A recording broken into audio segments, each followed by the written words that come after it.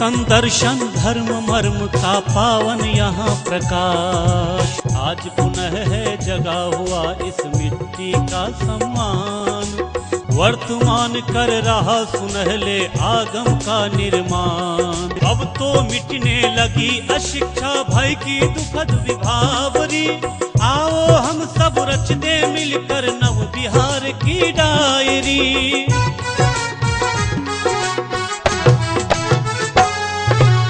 नमस्कार, Bihar video diary में आपका स्वागत है। सबसे पहले देखते हैं बढ़ता बिहार।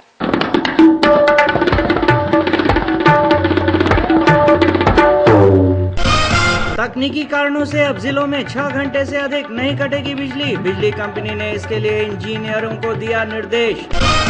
आईईडी समेत उच्च क्षमता के विस्फोटकों को निष्क्रिय करने का गुर सीखेगी बिहार पुलिस। इसके लिए एनएसजी से प्रशिक्षण लेंगे बिहार पुलिस के जवान। सूबे के 141 नगर निकाय क्षेत्रों में विकास कार्यक्रमों को चलाने के लिए विधिवत मास्टर प्लान बनाया जाएगा। निर्धारित कार्यक्रम के तहत नगरीय विकास किए जाएंगे।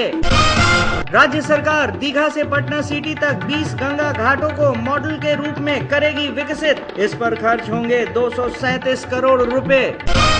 राज्य में सभी मनरेगा जॉब कार्ड धारियों की जांच हुई शुरू। सभी जिलों में 31 अगस्त तक की जाएगी जांच। राज्य सरकार राजधानी पटना में जल्द ही साकार करेगी साइंस सिटी की परिकल्पना। इसका निर्माण प्रेमचंद रंगशाला के निकट लगभग 20 एकड़ जमीन पर होगा। एनआईटी पटना में बनेगा 2000 लोगों के बैठने की क्षमता वाला ऑडिटोरियम। साथ ही 33 केवीए के विद्युत सब स्टेशन का भी होगा निर्माण। राज्य सरकार राजस्व वसूली की व्यवस्था में करेगी बदलाव। अब राजस्व पदाधिकारी के नाम से जाने जाएंगे अंचल निरीक्षक। राज्य सरकार के ग्रामीण विकास विभाग ने 10 साल पहले बने अधूरे मकानों को पूरा करने के लिए दिया नया निर्देश। ऐसे मकानों के जीर्णोद्धार के लिए मुख्यमंत्री इंदिरा आवास योजना हुई शुरू। मिशन ह्यूमन डेवलपमेंट के तहत बाल कुपोषण मुक्त बिहार का होगा निर्माण। राज्य सरकार 14 वर्ष तक की 40% आबादी को कुपोषण मुक्त बनाने के लिए शुरू करेगी ये योजना। बिहार में विकास की गति निरंतर कैसे तेज होती जा रही है, आइए देखते हैं प्रगति बिहार में।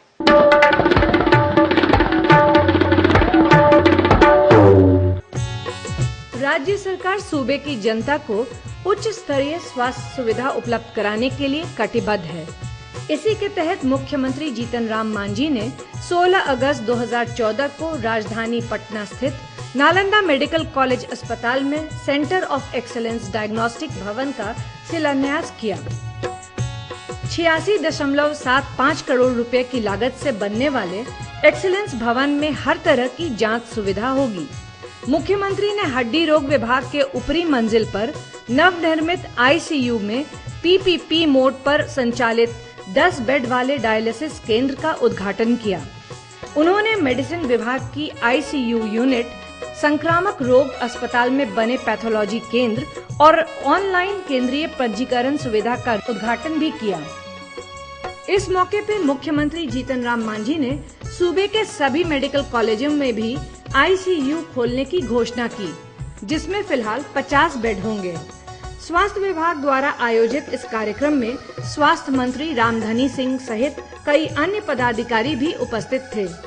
इस प्रकार से सुविधाओं का यहाँ पर हम लोगों ने अभी मुहैया कराया है और सोचा है आगे तो विशेष प्रकार का जांच, विशेष प्रकार की चिकित्सा, विशेष प्रकार की सुविधा देंगे तो निश्चित रूप है कि मरीज बाहर नहीं जाएंगे, सब कुछ होगा।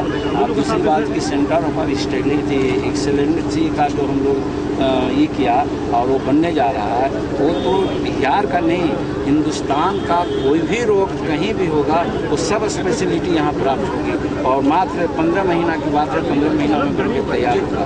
तो निश्चित रूप में सब लोड दूसर में है, सब घट करके यहाँ पर आएगा, उस पर जाएगा। एनएमसीएच के ओपीडी में ऑनलाइन रजिस्ट्रेशन की सुविधा शुरू होने से यहाँ आने वाले लोगों को काफी सहूलियत होगी। साथ ही यहाँ के मरीजों को रिपोर्ट भी ऑनलाइन मिलेगा। पैथोलॉजी केंद्र, डायलिसिस केंद्र, स्टेट रिसोर्स सेंटर और मेडिकल आईसीयू के शुरू होने के बाद यहाँ आने वाले मरीजों को उच्च स्तरीय जांच और स्वास्थ्य सुविधा मिलेगी, जिससे गंभीर बीमारियों का इलाज भी अब सस्ते दर पर यहाँ उपलब्ध होगा। ये पेशेंट के लिए सबसे ज़्यादा फायदेमंद है, क्योंकि ये प्राइवेट पार्टनरशिप के तौर पे है और हम सबसे कम रुपए में डायलिसिस कर रहे हैं। ये 1430 रुपये का है और हम हर चीज़ ज़्यादा साफ़ सफाई के अनुसार कर रहे हैं और बढ़िया सर्विस देंगे। हमारे यहाँ ऑनलाइन रजिस्ट्रेशन सुविधा है, पेशेंट का अच्छा केयर है और लगभग बहुत सारे ट्रेन टेक्नीशियन एंड नर्सेज द्वारा ये दिया जा रहा है। हमारे पास साफ़ सफाई का सबसे ज़्यादा अहमियत दी जा रही है। जो भी पेशेंट आ रहे हैं उनके सेवा में हमारे स्टाफ हर समय आगे रह रहे हैं। राज्य सरकार स्वास्थ्य सेवा में सुधार के लिए दृढ़ संकल्पित है। इसी के तहत मरीजों को सुविधा देने और बेहतर उपचार व्यवस्था के लिए योजनाबद्ध तरीके से काम कर रही है, जिससे स्वस्थ बिहार, समृद्ध बिहार का सपना साकार हो रहा है।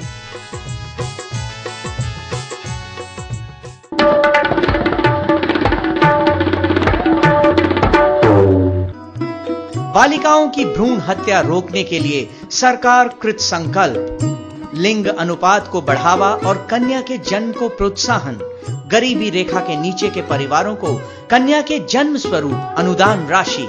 ऐसे परिवारों को कन्या के जन्म के समय 2000 रुपए प्रति कन्या की दर से यूटीआई के चाइल्ड कैरियर बैलेंस फंड में निवेश। यूटीआई के चाइल्ड कैरियर बैलेंस फंड में निवेश कर प्रमाण पत्र लाभुक माता पिता को। मुख्यमंत्री कन्या सुरक्षा योजना। सूचना एवं जनसंपर्क विभाग द्वारा जनहित में प्रसारित।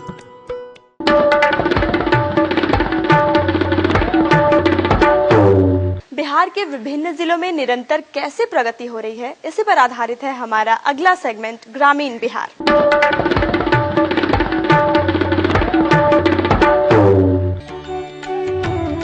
राज्य सरकार अपने प्रदेश में हरित आवरण ग्रीन कवर को बढ़ाने के लिए निरंतर प्रयास कर रही है। बिहार सरकार के पर्यावरण एवं वन विभाग द्वारा हरित आवरण को 15% करने का लक्ष्य निर्धारित किया गया है। पिछले 2 सालों में इस दिशा में काफी प्रगति हुई है और अब इसे और बढ़ाने के सफल उपाय किए जा रहे हैं। पिछले 2 वर्षों में वन विभाग द्वारा 4.5 करोड़ से अधिक पौधे लगाए जा चुके हैं। सामाजिक वानिकी के तहत किसानों के खेतों में पौधे लगाए जाते हैं। इसके अतिरिक्त वनों के समीपवर्ती गांवों में किसानों के जमीन पर आम, आंवला और सहजन के लाखों पेड़ लगाए जा चुके हैं। बिहार के जंगलों के विकास और कुशल प्रबंधन के लिए वाल्मीकि नगर व्याघ्र आरक्ष, बेतिया, भीम बांध आश्रयणी, मुंगेर और कांवर ताल बेगूसराय की प्रबंधन योजना तैयार कर उसे कार्यान्वित किया जा चुका है। मनरेगा योजना के तहत भी राज्य के विभिन्न भागों में वृक्षारोपण कार्यक्रम चलाए जा रहे हैं और स्कूल के बच्चों को पर्यावरण के प्रति जागरूक किया जा रहा है। कक्षा 1 से 12 तक के सभी कक्षाओं के पाठ्यक्रम में पर्यावरण को शामिल किया गया है।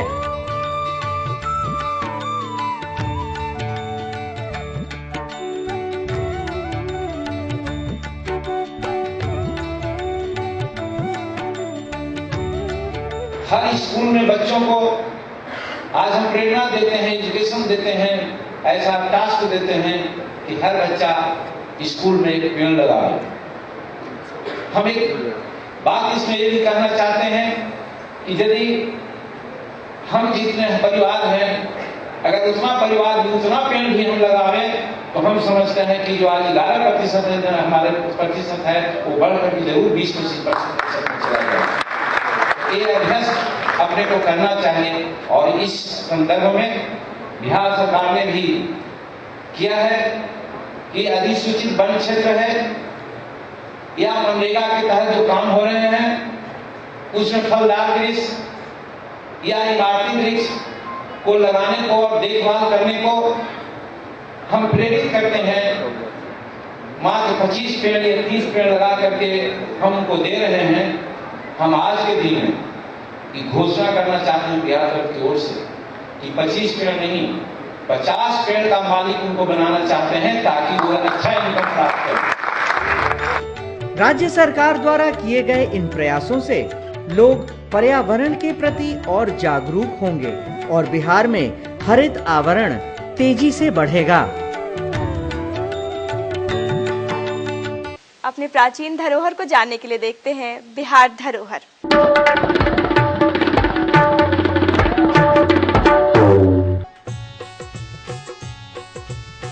राजगीर पर्वत श्रृंखला में अवस्थित है यह गृद्धकूट पर्वत। ज्ञान प्राप्ति के बाद भगवान बुद्ध यहीं आकर अपने शिष्यों को उपदेश दिया करते थे। भगवान बुद्ध के अनुयायियों के लिए ये स्थान अति पवित्र और महत्वपूर्ण है। इतिहासकारों का मानना है कि भगवान बुद्ध ने यहीं कमल सूत्र और प्रजनन परिमिता का संदेश अपने भक्तों को दिया था। बारिश के मौसम में 3 महीनों तक बुद्ध यहीं रहे थे। इसी स्थान के पास फूजी गुरुजी द्वारा शांति स्तूप का निर्माण कराया गया है, जहां जाने के लिए रोपवे का भी निर्माण हुआ। गृद्धकूट पर्वत जाने के लिए आप सीढ़ियों से भी पहाड़ के रास्ते यहां तक पहुंच सकते हैं।